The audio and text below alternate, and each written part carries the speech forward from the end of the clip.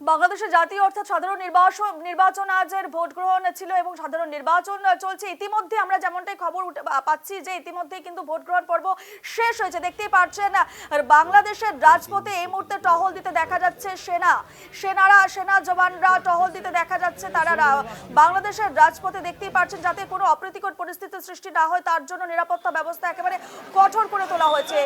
ইতিমধ্যে আমরা জানতে পারছি ইতিমধ্যে ভোট গ্রহণ পর্ব শেষ হয়েছে বাংলাদেশে এবং সঙ্গে সঙ্গে নিরাপত্তা ব্যবস্থা কঠোর করে তোলা হয়েছে। দেখতেই পাচ্ছেন সকাল থেকে আমরা ছবি আপনাদের দেখাচ্ছি, প্রত্যেকটি বুথ কেন্দ্রের বাইরে কিন্তু একেবারে সেনা তথা নিরাপত্তা রক্ষীর বেষ্টনীর মধ্য দিয়ে ভোট গ্রহণ পর্ব হয় এবং ইতিমধ্যেই ভোট গ্রহণ পর্ব শেষ হয়েছে বাংলাদেশে এবং সেনা জওয়ানরা টহল দিচ্ছে বাংলাদেশের রাজপথে। দেখাচ্ছি ছবি আপনাদের এই মুহূর্তে, সেনা জওয়ানরা ইতিমধ্যে টহল দিচ্ছেন এবং পরিস্থিতি যাতে স্বাভাবিক থাকে এবং কোনো ধরনের অপ্রীতিকর পরিস্থিতি যাতে সৃষ্টি না হয় বাংলাদেশে, সেই জায়গায় দাঁড়িয়ে একেবারে কঠোর নিরাপত্তা বেষ্টনীর মধ্যে ঘিরে রাখা হয়েছে প্রত্যেকটি এলাকা। এই মুহূর্তে ছবি বাংলাদেশ থেকে সরাসরি ছবি আপনাদের দেখাচ্ছি। ইতিমধ্যে ভোট গ্রহণ পর্ব শেষ।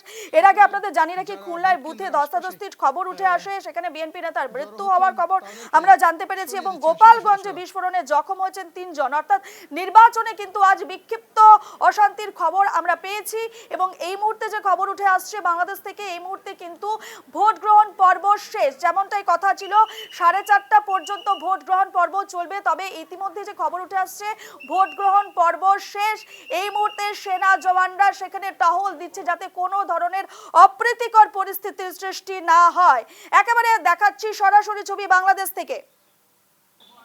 আজ সকাল 7:30 থেকে শুরু হয় ভোট গ্রহণ পর্ব এবং সকালের দিকে মোটের ওপর নির্বিঘ্নে চলছিল ভোট পর্ব, কিন্তু বেলা যতই গড়াতে থাকে ততই কিন্তু বিক্ষিপ্ত ঘটনার খবর সামনে আসে।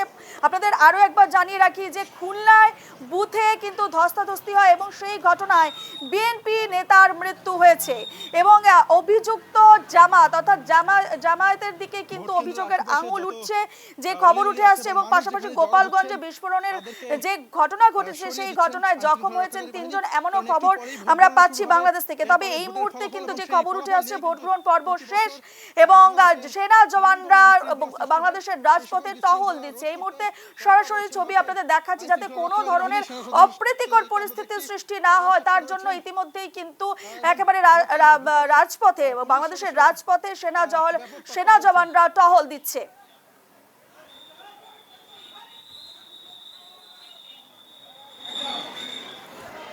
বৃহস্পতিবার বেলা গড়াতেই দিকে দিকে বিক্ষিপ্ত অশান্তির অভিযোগ উঠে আসতে শুরু করে। গোপালগঞ্জে বোমা বিস্ফোরণের অভিযোগ ওঠে এবং পাশাপাশি আপনাদের জানিয়ে রাখি যে খুলনার বুথে ধস্তাধস্তি, বিএনপি নেতার মৃত্যু এবং এই মুহূর্তে যে খবর উঠে আসছে ভোট গ্রহণ পর্ব শেষ এবং সেনা জওয়ানরা একেবারে রাজপথে টহল দিচ্ছে যাতে কোনো ধরনের অপ্রীতিকর পরিস্থিতির সৃষ্টি না হয়।